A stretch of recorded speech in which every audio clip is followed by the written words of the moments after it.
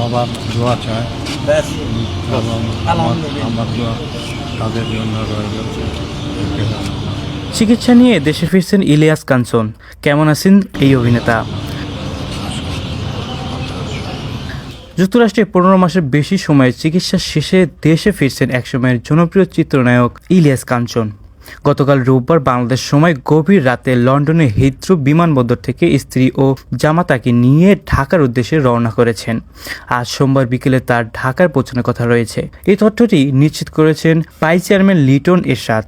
Brain টিউমারে আক্রান্ত হয়ে গত বছরের এপ্রিল থেকে যুক্তরাষ্ট্রের লন্ডনে চিকিৎসাধীন রয়েছেন ইলিয়াস কাঞ্চন। সেখানকার হাসপাতাল ও মেয়ে ইমা ইসলামের বাসায় থেকে চলে তার চিকিৎসা। গত বছরের আগস্টে লন্ডনে একটি হাসপাতালে তার মস্তিষ্কের অস্ত্রোপচার করা হয়।